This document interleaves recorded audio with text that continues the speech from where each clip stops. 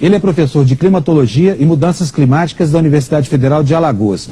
Com mais de 40 anos de experiência em estudos do clima e pós-doutorado em meteorologia, o professor Luiz Carlos Molion é representante da América Latina na Organização Meteorológica Mundial.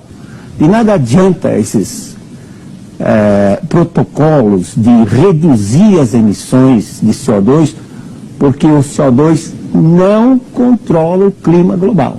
Independentemente, Mitre, da concentração de CO2... Então todos os cientistas presentes em Copenhague estavam errados.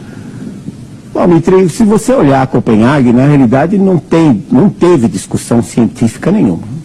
Ali só tinha interesses econômicos, né? Os países subdesenvolvidos querendo saber quanto levamos nessa, os países insulares dizendo, vocês fizeram isso, o nível do mar está aumentando, então quanto é que vocês vão nos pagar por esse prejuízo? E, do outro lado, os países desenvolvidos, na realidade, querendo diminuir o crescimento de países emergentes.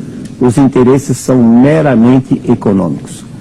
Reduzir emissões significa reduzir a geração de energia elétrica. Professor. E se reduzir a geração de energia elétrica, desculpe, Fábio, como é que vai haver crescimento? Existem países desenvolvidos, alguns dos quais, como a Inglaterra, estão aí há 1000 anos dominando o mundo. Só que esses países não têm mais recursos naturais, não têm mais recursos energéticos.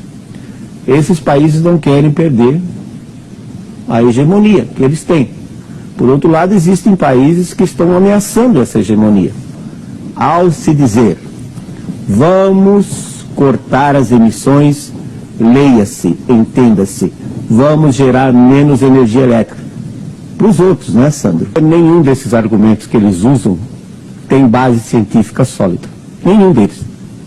Então eu me sinto muito à vontade de falar, por exemplo, que as projeções de modelo, que diz que a temperatura vai crescer 4, 5 graus, que o nível do mar vai subir de 60 centímetros, são absolutamente inúteis. Redução de carbono que vai afetar a geração de energia elétrica e vai afetar a economia, principalmente dos países em desenvolvimento, aumentando as desigualdades sociais que existem no mundo, de nada adiantará. O nosso clima é controlado pela nossa fonte de energia, que é o Sol, e controlado também pelos oceanos.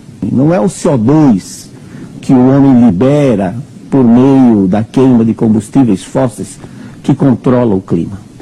Esses 3 últimos interglaciais foram 6 a 10 graus centígrados mais quentes do que o presente. E aí você não pode dizer que naquela época o homem interferia no clima há 130 mil, 140 mil, 240 mil, 340 mil anos atrás. E segundo as amostras dos cilindros de gelo, a concentração de CO2 era 30% menor do que hoje. Então, se hoje o CO2 está elevado e as temperaturas são mais baixas do que já ocorreram, claro está que o CO2 não controla o clima global. Logo depois da guerra, houve um boom, né? Uma explosão, a indústria começou a produzir mais e, consequentemente, precisou de mais energia, mais queima, mais liberação de CO2. E o que aconteceu? Houve um resfriamento global, até 1976. Claramente está comprovado de que na Antártica o gelo tem aumentado, desde que se tem medições lá dos anos 50 para cá. São dados medidos que mostram que os oceanos estão esfriando, que mostram que o Sol está um mínimo de atividade. Agora, professor, isso vai levar a um resfriamento global. Nós sabemos que há 1000 anos atrás, entre 800 1250 depois de Cristo, as temperaturas estavam mais altas, foi chamado período quente medieval, a ponto de os vikings saírem da Escandinávia e colonizarem a Groenlândia e o Canadá, hoje terras geladas.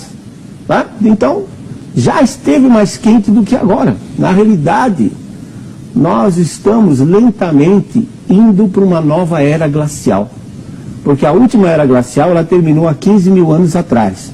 E pela história que nós temos, os interglaciais duram da ordem de 10 a 12 mil anos. Nós já estamos jogando a prorrogação. O frio é muito ruim. Eu gostaria imensamente, Mitre, que aquecesse, mas lamentavelmente todos os indicadores levam resfriamento, o que é ruim para a sociedade e para a economia. E nós não estamos nos preparando para isso. Esse que é o ponto principal.